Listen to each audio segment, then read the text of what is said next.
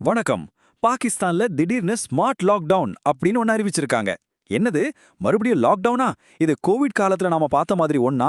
இல்ல இதுக்கும் அதுக்கும் ஏதாவது வித்தியாசம் இருக்கா? இந்த திடீர் எரிபொருள் நெருக்கடிக்கு என்னதான் காரணம்? வாங்க, இத பத்தி கொஞ்சம் விரிவாக பார்க்கலாம். ஏப்ரல் 7, 2026 இந்த தேதி பாகிஸ்தான்ல பலருக்கும் பழைய லாக்டவுன் நாட்களை ஞாபகப்படுத்தியிருக்கும். ஏன்னா அரசாங்கம் திடீர்னு சில கடுமையான கட்டுப்பாடுகளை அறிவிச்சாங்க. அது மக்களை ஒரு நிமிஷம் ஆட்டங்காண வச்சிருச்சு. அப்படி என்னதான் அந்த திடீர் அறிவிப்பு? சரி, முதல்ல ஒரு விஷயத்த தெளிவுபடுத்திடலாம். இது நம்ம கோவிட் காலத்துல பார்த்த மாதிரி ஒரு முழுமையான லாக்டவுன் கிடையவே கிடையாது. அதனால தான் அரசாங்கம் இத ஸ்மார்ட் லாக்டவுன் அப்படின்னு சொல்லுது. அதாவது இதோட நோக்கம் வைரஸை தடுக்கிறது இல்ல, அதுக்கு பதிலா எரிபொருளையும் மின்சாரத்தையும் சேமிக்கிறது தான். அதனால கடைகள் ராத்திரி சீக்கிரம் மூடணும்னு சில கட்டுப்பாடுகள் இருக்கு. ஆனா மத்தபடி அத்தியாவசிய சேவைகள் எல்லாம் வழக்கம் போல இயங்கும். இந்த நிலைமைக்கு என்னதான் அடிப்படை காரணம்?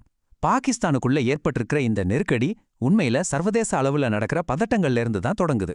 வாங்க, அந்த நிகழ்வுகளோட சங்கிலி தொடர் எப்படி வேலை செஞ்சதுன்னு பார்க்கலாம். இந்த சங்கிலியோட முதல் கண்ணி மத்திய கிழக்கு.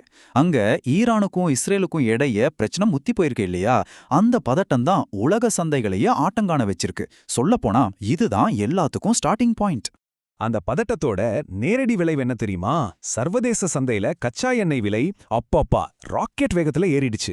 இது பாகிஸ்தான் மாதிரி எரிபொருளை பெரும்பாலும் வெளிநாட்டிலிருந்து இறக்குமதி பண்ற நாடுகளை ரொம்பவே கடுமையா பாதிச்சிடுச்சு. இப்படி உலக அளவுல எண்ணெய் விலை ஏறுனது பாகிஸ்தானுக்குள்ள ஒரு பெரிய தேசிய நெருக்கடியை உண்டாக்கிடுச்சு. ஒரு பக்கம் பெட்ரோலு, டீசலுக்கு பயங்கர தட்டுப்பாடு, இன்னொரு பக்கம் கையில இருக்கிற அந்நிய செலவாணியும் கரைஞ்சு போச்சு. வேற வழியே இல்லாம தான் அரசாங்கம் இந்த அதிரடி முடிவை எடுக்க வேண்டிய நிலைமைக்கு தள்ளப்பட்டிருக்கு. சரி, இப்போ இந்த புதிய கொள்கை மூலமா சாமானிய மக்களுக்கு என்னென்ன கட்டுப்பாடுகள் வந்திருக்கு, நடைமுறையில இது எப்படி இருக்கும், அத பத்தி கொஞ்சம் விரிவா பார்க்கலாம். இந்த ஸ்மார்ட் லாக்டவுனோட முக்கியமான அம்சமே இந்த நேர கட்டுப்பாடு தான். இனிமே நாடு முழுக்க பெரிய பெரிய மால்ஸ், கடைகள், மார்க்கெட் எல்லாமே ராத்திரி 8 மணிக்கெல்லாம் மூடிரணும். ஹோட்டல்கள், பேக்கரிகள், கல்யாண மாதிரியான விசேஷங்கள் எல்லாம் ராத்திரி 10 மணியோட முடிச்சுக்கணும். இதுதான் புது ரூல்ஸ். நேர கட்டுப்பாடு மட்டும் இல்லைங்க, இன்னும் சில நடவடிக்கைகளும் எடுத்திருக்காங்க. முடிஞ்ச வரைக்கும் அரசு ஊழியர்கள் வீட்ல இருந்தே வேலை செய்ய சொல்லியிருக்காங்க. அது மட்டும் இல்லாம ராத்திரி நேரத்துல பெரிய பெரிய விளம்பர போர்டுகளுக்கு போற கரண்ட்டை கட் பண்ணிடுவாங்க. தேவையில்லாத தெருவிளக்குகளையும் அணைச்சிருவாங்க. இது எல்லாமே கரண்ட்டையும் பெட்ரோலையும் சேமிக்கிறதுக்கு தான். ஆனா இதுல ஒரு நல்ல விஷயம் என்னன்னா, அரசாங்கம் மக்களை ரொம்பவும் கஷ்டப்படுத்த விரும்பல. அதனால தான் மெடிக்கல் ஷாப், ஹாஸ்பிட்டல், அப்புறம் பால், காய்கறி மாதிரி அத்தியாவசிய பொருட்கள் விக்கிற கடைங்களுக்கு எந்த தடையும் இல்ல. அதெல்லாம் வழக்கம் போல இயங்கும். இந்த கட்டுப்பாடுகள் இப்போதைக்கு பஞ்சாப், கைபர் பக்துன்வா, பலுச்சிஸ்தான், அப்புறம் தலைநகர் இஸ்லாமாபாத் இந்த பகுதிகளில் உடனடியாக அமலுக்கு வந்திருக்கு. சரி, கட்டுப்பாடுகள் போட்டாச்சு. இதனால என்னென்ன விளைவுகள் ஏற்படும்? எப்பவுமே ஒரு பெரிய முடிவுக்கு ரெண்டு பக்கம் இருக்கும் இல்லையா? இந்த ஸ்மார்ட் லாக்டவுனால ஏற்பட்டிருக்கிற தாக்கங்களையும் நாம ரெண்டு கோணத்துல இருந்தும் பார்க்கலாம். முதல்ல அரசாங்க தரப்புல இருந்து பார்ப்போம். இந்த நடவடிக்கைகள் மூலமா அவங்களுக்கு எவ்வளவு சேமிப்பு கிடைக்கும்னு நினைக்கிறீங்க? கிட்டத்தட்ட 250 பில்லியன் பாகிஸ்தான் ரூபாய். இது ஒரு பெரிய தொகை. நிச்சயமா இது நாட்டின் பொருளாதாரத்துக்கு ஒரு சப்போர்ட்டா இருக்கும்னு அவங்க எதிர்பார்க்கறாங்க. ஆனா இந்த பெரிய நம்பருக்கு இன்னொரு பக்கம் இருக்கு. அதுதான் சாதாரண மக்களோட கஷ்டம். குறிப்பா தினக்கூலி வேலைக்கு போறவங்க.